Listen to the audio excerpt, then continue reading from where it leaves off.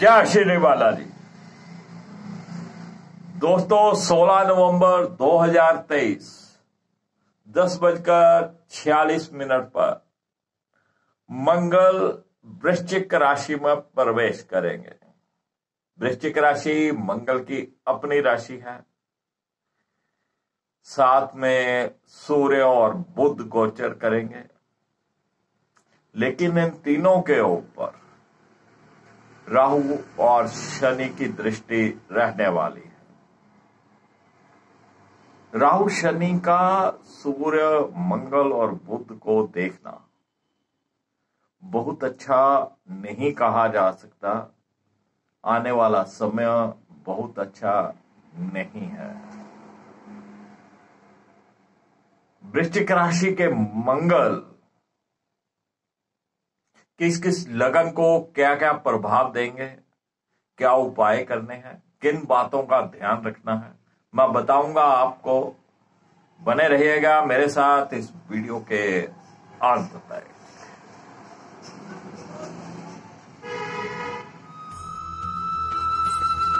मैं राकेश विशिष्ट आप सबका स्वागत करता हूं।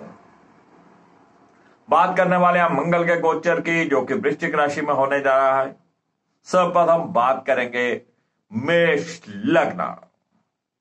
मेष लगन के लिए मंगल लगन के स्वामी होने के साथ साथ अष्टम भाव के भी स्वामी होते हैं और अष्टम भाव में ही गोचर कर रहे हैं। साथ में चल रहे हैं मंगल सूर्य बुध। संतान पक्ष से बहुत अच्छा नहीं है, विद्यार्थी वर्ग के लिए भी बहुत अच्छा नहीं है। लेकिन जो विद्यार्थी रिसर्च वर्क में लगे हुए हैं या किसी भी प्रकार की कोई रिसर्च वर्क में मेष लगन वाले लगे हुए हैं, तो उनकी रिसर्च में जिस जोर शोर से वो लगे हुए हैं वहां पे कुछ ना कुछ रुकावटें पैदा होती रहेंगी और रिसर्च वर्क इनका पूरा होता नजर नहीं आ रहा, कहीं ना कहीं उलझ जाएंगे। और सेहत का यहां पे ध्यान रखना बहुत जरूरी है। कोई ना कोई दुर्घटना चोट लगने की संभावनाएं हैं। 8 मीठी रोटियां गुड़ वाली तंदूर पर लगवाकर आवारा जानवरों को, कुत्तों को, सूरों को डालें, गाय को डाल दें। और केसर का तिलक माथे पे, नाभि पे जरूर करें। सूर्य को जल दें, हनुमान चालीसा का पाठ करें। चलिए बात करें हम वृषभ लग्न की। वृषभ लग्न के लिए मंगल 12वें भाव के स्वामी होने के साथ साथ 7वें भाव के भी स्वामी होते हैं और 7वें भाव में ही गोचर करेंगे। साथ में सूर्य बुध और राहु शनि की दृष्टि। पति पत्नी आपसी संबंध बहुत ज्यादा अच्छे नहीं रहने वाले, जहां पर ईगो, गुस्सा जो कि आपके आपसी संबंध खराब कर सकता है। तो अपने ईगो पे, अपने गुस्से पे ऊपर थोड़ा काबू रखिएगा। लाइफ पार्टनर की सेहत में उतार चढ़ाव भी जहां पर देखने को मिलेंगे। किसी प्रकार की कोई नजर लग सकती है। जिनकी शादी तय हो चुकी है उनके लिए भी ये समय बहुत अच्छा नहीं है। यानी कि शादी तय हो चुकी है, शादी हुई नहीं, उनके रिश्ते में भी कहीं ना कहीं कुछ दरार आने की या रिश्ता टूटने के कगार पे आ जाए या टूट जाए तो आश्चर्य नहीं होगा। यह समय बहुत अच्छा नहीं है। यहाँ पे किसी बात विवाद में मत पड़े, ये समय निकाल लें। और जिनके लिए लड़का या लड़की देखे जा रहे थे, विवाह योग्य हैं और लड़का और लड़की देखे जा रहे थे, वहां पे भी उनकी बात चलते चलते किसी कारण रुक जाएगी। लेकिन यह समय निकालना बहुत जरूरी है। काले और नीले रंग के कपड़ों का परहेज करिएगा। बहन, बुआ, मासी जो भी आपके लिंक में हो, पास में हो, उसको मीठा जरूर दीजिएगा। चलिए बात करते हैं मिथुन लग्न की। तो मिथुन लग्न के लिए मंगल 11वें भाव के स्वामी होने के साथ साथ छठे भाव के भी स्वामी होते हैं और छठे भाव में गोचर करेंगे। छठे भाव में पाप ग्रहों का आना अच्छा माना जाता है। शत्रुओं का सफाया, जो भी शत्रु उठेगा खुद व खुद दब जाएगा। कोर्ट कचहरी के मामलों में, किसी भी प्रकार के डिस्प्यूट के मामले में आपकी विजय होने की संभावना है। और जो किसी भी कंपटीशन में अगर आप बैठ रहे हैं तो उस कंपटीशन के लिए बहुत कड़ी मेहनत की जरूरत है। ये राहु शनि की दृष्टि बहुत कड़ी मेहनत करवाएगी। और लाभ की जो संभावनाएं हैं या आय के साधनों की संभावनाएं हैं, उसमें भी बहुत ज्यादा भागदौड़ करनी पड़ेगी। आप जॉब में हैं तो भी आपको बहुत भागदौड़ करनी पड़ेगी। आपको अपनी जॉब में पंक्चुअल रहना पड़ेगा, नहीं तो कोई ना कोई डिस्प्यूट उठ जाएगा। और आप अगर व्यापार में हैं तो भी आपको अपने आय के साधनों के लिए बहुत भागदौड़, बहुत मेहनत की जरूरत पड़ेगी। छोटी कन्याएं, जो 8-9 साल की कन्याएं होती हैं, उनको मीठा दूध पिलाना अति उत्तम रहेगा। और काले और नीले रंग के कपड़ों से परहेज करिएगा। गाय को हरा चारा डालिए, अति उत्तम रहेगा। चलिए कर्क लग्न की बात करें तो कर्क लग्न के लिए मंगल योग कारक होते हैं। 10वें भाव के स्वामी और पंचम भाव के स्वामी, और पंचम भाव में गोचर करेंगे। पढ़ाई लिखाई में आपका मन लगेगा, मन करेगा पढ़ लें, एग्जाम आने वाले हैं। लेकिन राहु शनि की दृष्टि आपकी कंसंट्रेशन तोड़ देगी। आप जितना ज्यादा पढ़ेंगे उससे बहुत कम उसकी आउटपुट निकाल पाएंगे। यानी कि बहुत कड़ी मेहनत की जरूरत है विद्यार्थियों को अपनी पढ़ाई लिखाई में। और काले नीले रंग के कपड़ों का परहेज करिएगा। विद्यार्थी वर्ग को मां सरस्वती की आराधना बहुत जरूरी है, क्योंकि राहु की दृष्टि रहती है जहां पे। और इसके साथ साथ हनुमान चालीसा। बल बुद्धि विद्या दे मोहे और कलेश बिगाड़ा। बल बुद्धि विद्या दे मोहे। तो ये चीजें विद्यार्थी वर्ग के लिए हैं। और अगर कोई प्रेम प्रसंग का मामला चल रहा है तो वहां पर भी कहीं ना कहीं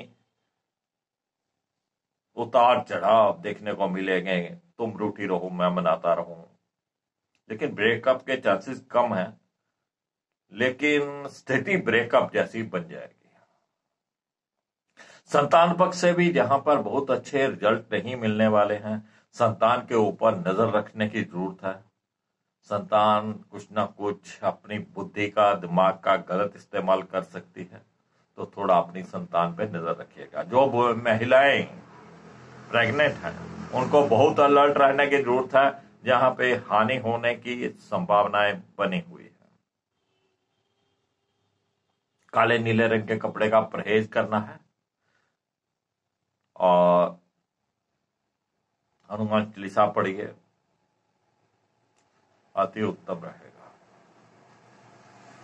चलिए बात करते हैं सिंह लग्न की। तो सिंह लग्न के लिए भी मंगल योग कारक होते हैं। 9वां और चतुर्भाव के स्वामी होते हैं और चतुर्भाव में गोचर करेंगे। चतुर्भाव होता है हमारे परिवार का, हमारे जमीन जायदाद का, माता श्री का, और 9वां भाव हमारे भाग्य का।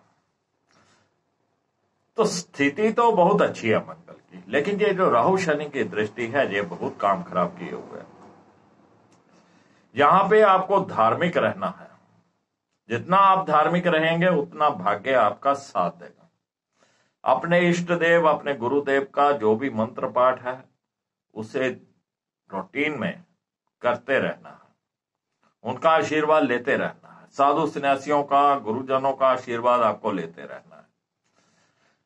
माता श्री की सेहत में कुछ उतार चढ़ाव हो सकते हैं। घर परिवार के सुख में कुछ कमी रह सकती है। यानी कि आप चाहेंगे मैं अपने घर परिवार को समय दूं, लेकिन किसी ना किसी कारणवश आप वो समय नहीं दे पाएंगे। कोई आप प्लॉट लेना चाहते थे, घर लेना चाहते थे, कोई आप फ्लैट लेना चाहते थे, कोई व्हीकल लेना चाहते थे, या घर का कोई भी सामान जो कि हमें सुख देता है, तो ऐसे सामान को बहुत सोच समझ के लीजिएगा। समय बना हुआ है, आप ले भी लेंगे, लेकिन ये राहु शनि की दृष्टि कुछ गड़बड़ कर सकती है।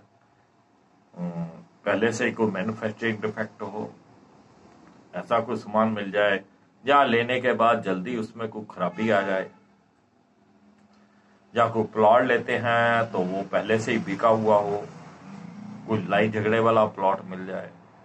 तो इन चीजों को बहुत अच्छे तरीके से समझकर तब लेना है।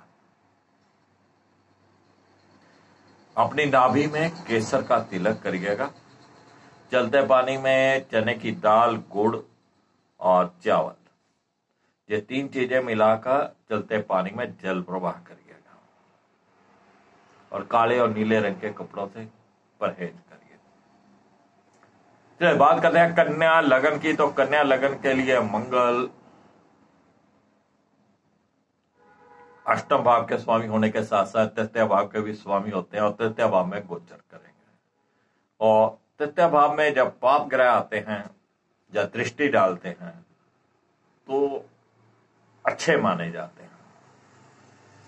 छोटे भाई बहनों से आपको मिला जुला सहयोग प्राप्त होगा, लेकिन आपके अंदर एक हिम्मत, एक जोश भरपूर मात्रा में यहां पे मिलेगा और आप अपने हर कार्य में बहुत जोश और हिम्मत के साथ लगे। लेकिन इस हिम्मत और इस बाहुबल को, इस जोश को किसी लड़ाई झगड़े से बच के रहिएगा। किसी लड़ाई झगड़े में नहीं पड़ना है। अपने अड़ोसी पड़ोसियों के साथ भी थोड़ा मधुर संबंध बनाने का प्रयास करिएगा। छोटे भाई बहनों के साथ भी तालमेल बनाने का प्रयास करिएगा। लेकिन फिर भी आपको लगता रहेगा कि मेरा सहयोग नहीं कर रहे, मेरी बात नहीं मान रहे, मुझे इनसे फायदा नहीं हो रहा, ये राहु शनि की दृष्टि की वजह से होगा। लेकिन बस किसी डिस्प्यूट से बचिएगा। यानी कि बाहुबल आप अपने काम में, अपनी एफिशिएंसी में, अपने बिजनेस में, अपनी जॉब में, भाग दौड़ में दिखाइए। किसी लड़ाई झगड़े में मत दिखाइए। तो फ्रेंड्स, ये था मंगल का गोचर मेष लगन से लेकर कन्या लगन तक। अगले वीडियो में हम बात करेंगे तुला लगन से लेकर मीन लगन। वीडियो पसंद आए लाइक करिएगा, शेयर करिएगा दोस्तों मित्रों को, इस चैनल के साथ जुड़िएगा। तब तक राकेश विशिष्ट को इजाजत दीजिए। जय श्री बाला।